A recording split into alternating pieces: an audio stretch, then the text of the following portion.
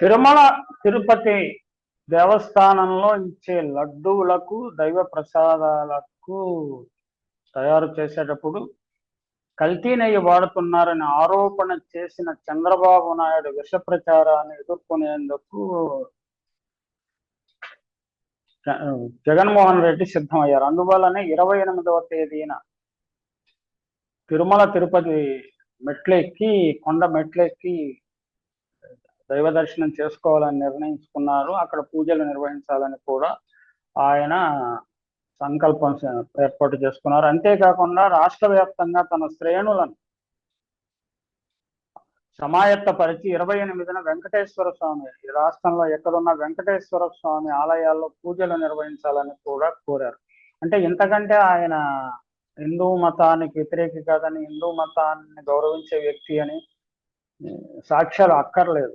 కానీ బీజేపీ నాయకురాలు పురంధేశ్వరి గారు ఏమంటున్నారంటే, ఏ దేవుని దగ్గరకు అయినా వెళుతున్నారంటే నమ్మకం ఉంటేనే కదా, మరలా తిరుపతిలో డిక్లరేషన్ అవసరమా అని ఆమెను ప్రశ్నిస్తున్నారు. ఆమె ఏంటంటే డిక్లరేషన్ ఇవ్వాలి జగన్, నేను క్రైస్తవుణ్ణి, కాకపోతే నేను వెంకటేశ్వర స్వామి పట్ల భక్తి ప్రపత్తులు ఉండటం వల్ల ఇక్కడికి వస్తున్నాను, దర్శనానికి వస్తున్నానని డిక్లరేషన్ ఇవ్వాలని ఆమె కోరుతున్నారు.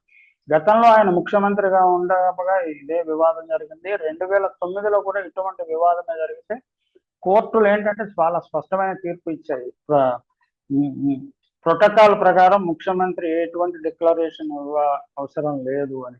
ఖచ్చితంగా అయితే జగన్మోహన్ రెడ్డి ఇప్పుడు ప్రతిపక్ష నాయకుడు హోదా లేని నాయకుడు, ప్రతిపక్షానికి నాయకుడుగా ఉన్నారు, ఎమ్మెల్యేగా ఉన్నారు. ఆయన మాజీ ముఖ్యమంత్రులకు ఏమైనా ప్రోటోకాల్ ఉంటుందా, ప్రోటోకాల్ ఉండదా, డిక్లరేషన్ ఇవ్వాలన్న నిబంధనలు ఉన్నాయా మనకు తెలియదు. కానీ వైసీపీ అభిమానులు మాత్రం దీన్ని తీవ్రంగా వ్యతిరేకిస్తున్నారు. జగన్మోహన్ రెడ్డి ఇప్పటికే అనేక సార్లు శ్రీవారిని దర్శించుకున్నాడు. అయితే మిగిలిన మతాల వాళ్ళు అంటే క్రైస్తవ మతం, మనం చర్చికి వెళితే ఎవరు డిక్లరేషన్ ఏమి అడగరు, అలాగే మనం కడపలో దర్గాకి వెళితే ఎవరు డిక్లరేషన్ అడగరు. మరి ఇక్కడ డిక్లరేషన్ అంటే దాని దేవాలయానికి కొన్ని నిబంధనలు ఉంటాయి. ఆ నిబంధనలను అనుసరించే జగన్మోహన్ రెడ్డి వ్యవహరించడం బాగుంటుంది. ఇది మరొక వివాదాస్పదమైన అంశం కాకుండా చూసుకోవాల్సిన అవసరం ఆయనకు ఉన్నది. ఎందుకంటే ఉచ్చనీచాలు మరిచి విష ప్రచారం చేయటానికి చాలా మంది సిద్ధంగా ఉన్నారు. కానీ ఇక్కడ మనము శ్రీ వెంకటేశ్వర స్వామి అనే ఆయన యూనిఫైయింగ్ ఫోర్స్, అనేక శక్తులకు ఆ ప్రాంతాన్ని చాలా కాలం ముస్లింలు పరిపాలించారు. అందువల్లనే ముస్లింలు కూడా హిందువులతోటి కలిసి జీవించాలని కోరుకున్నారు. అందువల్లనే వెంకటేశ్వర స్వామికి బీబీ నాంచారామ అనే రెండో భార్య ఉన్నదన్న విశ్వాసం, అది పూర్తిగా అబద్ధమై ఉండొచ్చు, విశ్వాసం కూడా జనాల్లో ఉన్నది. అంటే పామరులు, జానపదులు ఏంటంటే ప్రజలు కలిసి ఉండాలని కోరుకుంటారే తప్ప విడిపోవాలని కోరుకోరు. ఓన్లీ ఎలిటిస్ట్ క్లాస్ శిష్టజనులు అయితే ప్రజలను విడగొట్టాలి, పడగొట్టాలి, వాళ్ళ మీద పెత్తనం చేయాలని కోరుకుంటారు. అందువల్లనే వాళ్ళు కలిసిమెలిసి ఉండాలని కోరుకుంటారు. అలాంటి లక్షణాన్ని శిష్టజనులు కూడా అలవర్చుకోవడం మంచిది. అలాగే కబీర్ దాస్ ముస్లిమే కదా, ఆయన అంత రామభక్తులు మరొకడు లేడు. ఆయన రాముడు గురించి అద్భుతమైన దోహాలు చెప్పారు కబీర్ దాస్.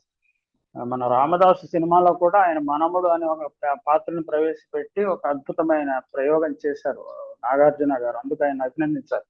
అంటే మతాలను, విద్వేషాలను రెచ్చగొట్టడం చాలా తేలికే, ప్రజలను కలపడం చాలా కష్టం. Synthesis what. ఇప్పుడు మనకి మొఘలు పరిపాలకులు, ముస్లిం పరిపాలకులు దేశమంతా ఉన్నప్పుడు భక్తి కల్ట్ అనేది ఒకటి పుట్టింది. భక్తి కల్ట్ ఇస్లాంలో ఉంది, హిందూ మతంలో ఉంది, అనేక స్థానిక ఆచారాలు ఉన్నాయి. అందువల్ల వారందరూ కలిసి పూజలు చేసేవాళ్ళు. ఇప్పుడు సాయిబాబా, షిరిడి బాబా అనే ఆయన అలాగే synthesis of both Hinduism and Islam, దీనివల్లనే పుట్టింది. అది ఇస్లాంలో శిష్టజనులకు నచ్చదు, మన హిందూ మతంలో ఉండే శిష్టజనులకు నచ్చదు, అది వేరే విషయం. సామాన్య ప్రజలు ప్రశాంతంగా జీవించాలి, అల్లా అయినా రామ్ అయినా ఎవరైనా ఒకటే అనే విశ్వాసంతో ఉన్నవాళ్ళు షిరిడి బాబా దగ్గరికి వెళ్తారు, చేస్తారు. ఇంకా వీరబ్రహ్మేంద్ర స్వామి, మనకి కడప ప్రాంతంలో జన్మించిన వీరబ్రహ్మేంద్ర స్వామి నేను చాలా మంది భక్తులు ఉన్నారు. వాళ్ళు మనకి మాదిగ కులానికి చెందిన కక్కడు అనే ఆయన శిష్యుడుగా ఉండేవాడు. మనకి ఎన్టీ రామారావు గారు తెలిసిన స్వామి వీరేంద్ర బ్రహ్మస్వామి సినిమా, అద్భుతమైన సినిమా తీశారు ఎన్టీ రామారావు గారు. అందులో సత్యనారాయణ గారు ఆ పాత్రను కక్కయ్య పాత్ర పోషించాడు. ఎంత చక్కని ఒక మెసేజ్ ప్రజలకు ఇచ్చారు. కానీ విద్వేషాన్ని ఇవ్వటానికి కూడా కొన్ని శక్తులు పొంచి ఉన్నాయి. వారి స్వార్థం ఏమిటో ప్రజలు అర్థం చేసుకోవాల్సింది. అలాగే మనకి ఇప్పుడు ఇంకా సజీవంగా ఉన్న జేసుదాసు గారు అద్భుతమైన హిందూ మతానికి చెందిన దైవాల మీద అద్భుతమైన కీర్తనలు, పాటలు పాడారు. ఆయనకి హిందూ మతం అంటే అభిమానం. దానికి ఆయన క్రిస్టియన్ కాబట్టి ఆయన దూరంగా పెట్టుకోలేం కదా. ఎందుకని ఈ రకమైన వైఖరి, ఆలోచన, ద్వేషాన్ని రెచ్చగొట్టడానికి ఏమైనా ఏ స్వార్థపర శక్తులు ప్రయత్నం చేస్తున్నాయనేది కొంచెం జిజ్ఞాస, హేతువును ప్రదర్శించాలి. అలాగే జగన్మోహన్ రెడ్డి కాలినడకన తిరుపతికి వెళ్ళటానికి కూడా కొంతమంది విమర్శలు. జగన్మోహన్ రెడ్డి ఫస్ట్ టైం కాలినడకన తిరుపతి వెళ్ళి 28వ తేదీన వెంకన్నకి పూజలు పునస్కారాలు చేయట్లేదు. ఆయన అంతకుముందు పాదయాత్ర పూర్తి చేసిన తర్వాత అతి కష్టం మీద కొండమెట్లు ఎక్కి భగవంతుడి దర్శనం చేసుకున్నారు. ఆయన అనేక దేవాలయాలను పునర్నిర్మించాడు. అలాగే తిరుమల తిరుపతి దేవస్థానం ఆధ్వర్యంలో అనేక రాష్ట్రాల్లో దేవాలయాలను నిర్మింపజేశాడు. ఈ అన్ని వచ్చేసి ఆయన క్రైస్తవుడు కాబట్టి ఆయన డిక్లరేషన్ ఇవ్వాలి, ఆయన క్రైస్తవుడు కాబట్టి మనం ద్వేషించాలి అన్న ఆలోచన. Purandeswari suppose to be little educated and enlightened lady, కేంద్ర మంత్రిగా పనిచేశారు. మన్మోహన్ సింగ్ గారి ప్రశంసలను కూడా అందుకున్నారని చెప్తారు. అది రాజశేఖర రెడ్డి గారే ఆమెను కాంగ్రెస్ లో ప్రవేశపెట్టాడు. ఆ పుణ్యానే ఆమె ఎంపీ అయ్యారు. ఎంపీ కావడం మంత్రి అయ్యారు. అదే స్వయం కృషి అని ఏదైనా ఆమె చెప్పుకోవచ్చు. కానీ ప్రజల్లో పెర్సెప్ట్ మాత్రం రాజశేఖర రెడ్డి గారి పుణ్యాన్ని ఆమె అయ్యిందనే అభిప్రాయం ఉన్నది. ఏది ఏమైనా ద్వేషాన్ని రెచ్చగొట్టే ప్రయత్నాలు మానుకోవడం మంచిది. పురంధేశ్వర్ గారు, మీ పార్టీ లైన్ ఇప్పుడు ఆర్ఎస్ఎస్ బీజేపీ లైన్ జనాన్ని విడగొట్టేసి దక్షిణాది రాష్ట్రాలలో అధికారంలోకి రావాలని ప్రయత్నం చేస్తున్నారు. కానీ మీరు ఆంధ్రప్రదేశ్ చరిత్రను కూడా ఒకసారి అధ్యయనం చేసుకోవడం మంచిది. ఆంధ్రప్రదేశ్ కల్చరల్ హిస్టరీ మనం చూస్తే ఇక్కడ వీరబ్రహ్మేంద్ర స్వామి, అన్నమయ్య, మనకి వేమన, వీళ్ళందరి ఆలోచన ధోరణి ధార ఒకటి ఉన్నది, ప్రత్యేకంగా ఉన్నది. అలాగే కర్ణాటక నుంచి వీరశైవం వచ్చింది, తమిళనాడు నుంచి వీర వైష్ణవం వచ్చింది. ఈ రెండింటిని సింథసైజ్ చేసి నెల్లూరు సింహల హరిహరనాథ తత్వంతో వెంకటేశ్వర స్వామి ఆలయం వెలిసింది. వెంకటేశ్వర స్వామిని ప్రార్థిస్తారు, ప్రజలు ప్రార్థిస్తారు. ఆయన ఈ symbolises the unity of the people, unity of the cultures, unity of religions. అంటే ఇంతకుముందు నాంచారమ్మ గురించి ప్రస్తావించారు కదా, ఇది ప్రజల తపన నుంచి వచ్చిన ఆలోచన. నిజాలా అబద్ధాలు అనేది మనం ఎవరికి వారే నిర్ణయించుకోవాలి. ఇలాగ కలిసిమెలిసి జీవిస్తున్న ప్రజలను ఎందుకు విడగొట్టాలనుకుంటున్నారు రాజకీయాల కోసం? తిరుపతి లడ్డు పెద్ద వివాదం చేశాడు మీ బావగారు, మీరేమో ఈ డిక్లరేషన్తో అది రాజకీయం చేయాలని.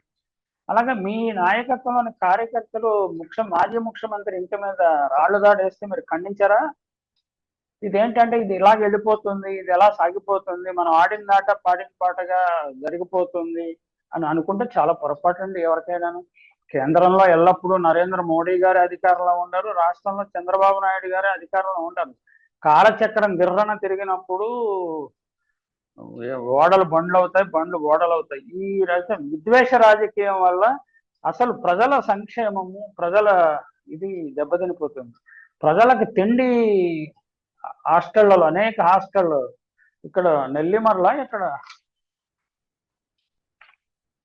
శృంగవరం షెడ్యూల్డ్ కులాల బాలికల వసతి గృహంలో సరైన ఆహారం దొరక్క కల్తీ ఆహారం తిని 16 మంది విద్యార్థులను అస్వస్థకు గురయ్యారు. IIIT నూతివీడులో సమస్య, అనేక చోట్ల ఈ సమస్యలు. ఆహారం ఒక్కసారి సరైన ఆహారం ఎందుకు సరఫరా కావట్లేదు? మీ కూటమి ప్రభుత్వం ఆధ్వర్యంలో ఉండే కాంట్రాక్టర్లు ఇక మనకి ఇష్టారాజ్యం వచ్చింది.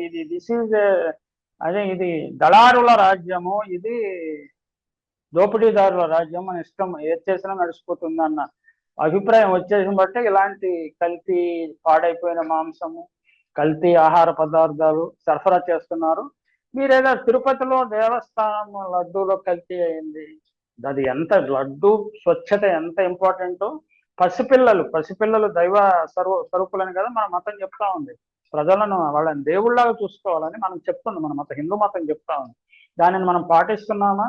ఎవరికి వారు ఆత్మవిమర్శ చేసుకోవడం మంచిది.